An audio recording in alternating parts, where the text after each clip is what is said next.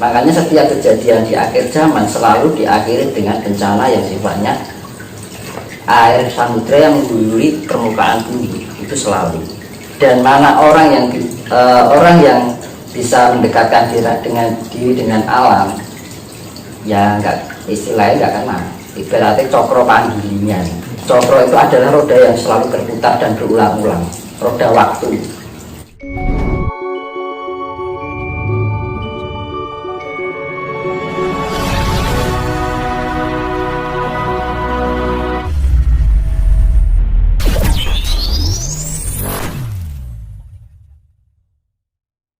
Kita berbicara tentang penyatuan dengan alam manusia. Jika mau hidupnya selamat, itu harus bisa menyatu dengan alam. Seberapa besar efek bagi manusia jika manusia tersebut melupakan dan bahkan tidak menyatu dengan alam? Itu tadi seperti yang saya bilang dulu, ya kan. Ibarat ini sepeda pancal, ontel itu, ini ada catnya ya, iya ya. Ketika dia berjalan di lelumpuran, kan kotor nih, ya ya. Lah, cat ini kan juga termasuk bagian dari luar dari rangka sepeda, ya. Tapi kan sudah melekat, iya kan. Iya. Dan yang kotoran yang sisa-sisa lelumpuran ini, kalau kena air pasti hilang lah. Tapi catnya kan enggak. Karena apa? Catnya sudah melekat pada rangka sepeda itu tadi. Dan secara analoginya seperti itu. Ya. Nah, pada istilahnya gini mendekati yang akan terjadi nanti. Jadi ibarat itu bumi itu dimandiin. Ya gitu. Ya yang mandiin apa? Ya air samudra. Air samudra kan sifatnya penetralisir, neutron kandungannya. Ya. Makanya setiap kejadian di akhir zaman selalu diakhiri dengan bencana yang sifatnya air samudra yang mengguyuri permukaan bumi, itu selalu. Dan mana orang yang bisa mendekatkan diri dengan alam, ya enggak, istilahnya enggak kena. Ibaratnya cokro panggilingan. Cokro itu adalah roda yang selalu berputar dan berulang-ulang, roda waktu. Panggilingan, ya kita beranut. Ya namanya penggilingan, ya kita akan tertindas nanti. Ibaratnya paridaya dapat diterima. Ya, mencari bibit yang sepantasnya untuk dilanjutkan pada kehidupan selanjutnya. Kalau kita tidak bisa pantas untuk pada kehidupan selanjutnya, ya sudah, ibaratnya akhir kuburan atau lemah gitu. Nah, sebelum hal itu terjadi, kenapa dengan adanya bencana ini, bencana itu berkali-kali bertubi-tubi nggak berhenti? Sebenarnya itu secara nggak langsung alam itu mengingatkan dan ini wiwai si podo abot mikir kabinnya buat dine ora iso urip dan gitu. Belum nanti suatu keinginan yang selalu membelenggu keinginan kita, ingin di rumah, pengen di mobil, pengen itu, seakan-akan itu hidup itu akan baik-baik aja dengan kehidupan dunianya. Tapi alam berkehendak lain, ya. Makanya hakikat untuk mencintai alam atau bisa menyatukan dengan alam itu, alam akan memberikan apa yang sudah kita berikan. Begitu juga sebaliknya. Alam pasti memberi pada kita, tapi kita belum tentu memberi pada alam. Bisa. Alam nggak pernah, ibaratnya ini bumi mau diinjak-injak, ya kan? Mau dihina, mau diludahi, masih tetap memberikan yang terbaik buat segala makhluk yang ada di permukaan. Kadang-kadang zaman saat ini ya emang kehidupan dunia itu sangat menggiurkan ya. Karena serba dienakkan itu tadi, terus lali zaman yang namanya orang kalau sudah dienakkan kan lupa ya. Biasanya kan seperti itu. Orang kalau sudah enak kan lupa. Iya. Dan kita itu kurang dienakkan apa di dunia ini? Nah dipikir iso nyandang, iso duwe omah, iso tuku iso turu ning kasur. Bayangkan leluhur kita dulu, apa nek kasur turun ning galan. Ya kan? Ibaratnya leluhur kita itu memperjuangkan biar anak cucu kita itu nanti kelak hidup mendapatkan hidup yang layak. Tapi sekarang setelah cucu-cucunya mendapatkan kelayakannya, apa ya udah kelingan karo leluhur? Kan enggak kan? Itu top gitu. Hal-hal sepele yang setiap hari kita lakukan dan kita sadari. Akhirnya apa?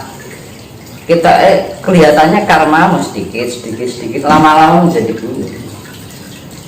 Nah itu yang kita waspadai adalah kesalahan-kesalahan diri kita yang tidak kita sadari, walaupun itu sedikit demi sedikit.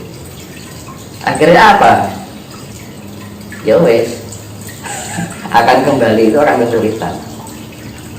Padahal ya itu makanya zaman dulu diberikan ajaran Sastra Sindro Hayunira Pangluwating Tiyu. Biar apa manusia biar selalu ingat pada alamnya, biar selalu ingat pada Tuhannya untuk kembali pada Tuhannya, biar mengenal asal usulnya, ya gitu kan. Dianalogikan gambarannya, kita berangkat hidup itu seperti kita pergi ke pasar, ya kan. Kita berangkat dari rumah, ya kan. Kita ke pasar yang di tempat. Kenapa saya analogikan pasar? Karena pasar itu beraneka ragam. Ada yang baik, ada yang jahat, ada yang merah, ada yang hijau, ada yang macam-macam, ya kan. Di dalam kehidupan pasar itu kita bertransaksi dalam kehidupan yang sifatnya tukar menukar, jual beli. Dan kita nggak lama-lama ke pasar, akhirnya kembali ke rumah. Analoginya hidup itu seperti itu. Ibaratnya seperti itu. Kita dari rumah pergi ke pasar, nggak lama-lama ke pasar pergi ke rumah lagi. Itu pun kalau itu ingat sama rumahnya, karena kesasar begitu. Makanya kita harus tahu makanya kita harus tahu di mana kita harus kembali dan harus bagaimana, harus lewat mana. Makanya kan ngerti asal usul. Kalau kita nggak mau, kita berangkat tapi kita tidak mengenal asal usul, kita akan kembali, kita sudah nggak tahu jalan. Ya dengan mengingat asal usul ya kita ya harus tahu diri, yaitu tadi dengan pendekatan diri kita dengan alam, harus mempunyai jiwa yang penuh kasih sayang. Kan itu. Terkait dengan ini mas, penyatuan dengan alam. Ada nggak treatment khusus yang harus kita lakukan setiap hari sebagai bukti penyelarasan atau penyatuan dengan alam? Apa yang harus kita lakukan? Yaitu kita mempelajari hal-hal yang sepele yang nggak kita sadari itu tadi. Contohnya kita minum aja ya, kita minum kita sadari, kita mandi kita sadari bahwa kita diguyur oleh air. Itu akan menambah energi itu sebenarnya. Ya kan? Kita makan, kita ingat makan. Terus itu sebagai topong rame, ya. Di dalam kehidupan sehari-hari dulu, yang realita dulu aja, harus bisa merasakan bersyukur. Itu bagian dari perjalanan spiritualitas. Kenapa dibilang spiritualitas? Suatu sikap atau langkah untuk memahami segala perilaku kita sehari-hari. Itu namanya spiritualitas, membangun diri untuk menjadi pribadi yang lebih sadar, ya kan? Kita melakukan misalkan ini, kita bekerja dan kita sambil memahami segala apa yang kita lakukan. Nah itu bagian dari spiritualitas. Tidak hanya di saat hening aja. Makanya kan spiritualitas kan ada dua, topong rame karo topong mening. Topong rame ya kita hidup di keseharian itu dengan keluarga, dengan teman, dengan pekerjaan kan macam-macam. Ya. Kalau topong mening ya kita perenungan, relaksasi, menemukan tingkat kedamaian. Kedamaian jangan dicari tapi ditemukan. Beda loh, ditemukan dengan dicari beda loh. Misalnya jodoh ini jodoh dicari, yang namanya cari itu pasti tumbuhnya dari kearsan. Tapi kalau dipertemukan karena suatu energi yang saling menyatu, ada tarik unsur tarik menarik. Beda lah ya. Nah itu kedamaian tidak untuk dicari tapi dipertemukan. Nah, bagaimana cara mempertemukan kedamaian itu? Kita harus mempunyai dasar kasih. Ya, itu kedamaian. Dasarnya kasih. Karena ibaratnya kata termaning urip dimunung ana ning kata termaning hati. Kalau kita nggak bisa menentukan di dalam hati kita sendiri, ya mana bisa kita menemukan kedamaian? Sepele ya. Ada kita terlalu was-was. Nah makanya kalau kita sudah mencapai tingkat kesempurnaan level spiritual yang level tinggi, itu orangnya ya kalem, santai, pikirannya lebih universal, pola pikirnya lebih fleksibel, ya kan. Orang kemerungsungan dalam arti tidak khawatiran gitu loh, pembawaannya tenang apapun yang terjadi, selalu melangkah itu selalu diberikan terlebih dahulu.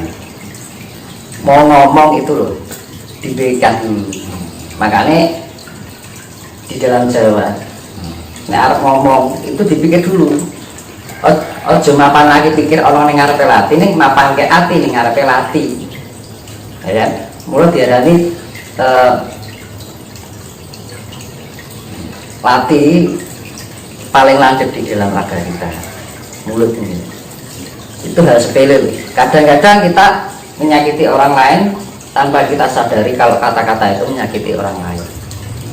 Makanya sebelum kita mengatakan berkata pada orang lain, kira-kira misal kata-kataku ini saya tujukan kepada saya, kira-kira menyakitkannya. Nah, kadang-kadang hal sepele di dalam kehidupan sehari-hari itu sering terjadi. Dan orang yang sudah melatih itu masih gitu, apalagi yang nggak mau menyadari gitu. Makanya ada orang yang ngomongnya seenaknya sendiri tanpa memikirkan kata-katanya menyakitkan hati orang lain. Makanya kan kudu iso mapanke ati ning ngarepe lati, jangan mapanke pikir ning ngarepe lati. Kita berbicara tentang spiritual, ada hal-hal yang tersulit sebelum kita belajar spiritual? Ya spirit itu biasanya ya, semakin kita mengarah kebaikan itu ujiannya semakin banyak. Ya kita mendapat terpakan masalah keluarga, ya masalah cinta, masalah apapun dalam kehidupan dunia, yaitu untuk melatih tingkat kesabaran kita, ketenangan diri kita. Makanya kan hidup itu yang namanya perasaan senang, sedih, bahagia, gembira, ya kan? Itu kan selalu berulang-ulang terus, ya kan? Kehidupan itu sekarang sudah senang, besok susah lagi. Setelah susah dilewati, senang lagi. Setelah senangnya berlalu, susah lagi. Terus roda waktu itu selalu berputar gitu. Tapi di dalam momen-momen yang kita melewati itu, kita harus bisa menyadari, harus bisa mengambil hikmahnya. Kalau kita nggak mau mengambil hikmahnya, kita nggak bisa menggali apa yang terkandung di dalam perjalanan itu tadi. Makanya kan kalau kita berjalan di tempat itu, oh lewat ini lagi, lama-lama kalau kita sadari kan lama makin lama kan semakin hafal lagi, ya kan? Kadang-kadang hanya cuma lewat aja kan gitu kan, nggak dipahami, akhirnya kenal lagi kan, makanya gitu kan. Makanya kan orang yang menjadi berhasil itu karena sering mengalami kegagalan. Orang menjadi kuat karena sering mengalami kelemahan. Orang menjadi baik karena belajar dari kesalahan. Kita memahami kesalahan kita, tanpa kita bisa memahami kekurangan kita, yang nggak mungkin kita akan bisa menjadi lebih baik lagi. Gitu. Kita ibaratnya mau senang harus berlatih dari kesedihan, penderitaan. Ya, dari penderitaan ini kita pahami, setiap kita ambil hikmahnya. Jadi misalkan lewat itu lagi, kita penanganannya lebih lain, lebih tenang dari sebelumnya gitu loh.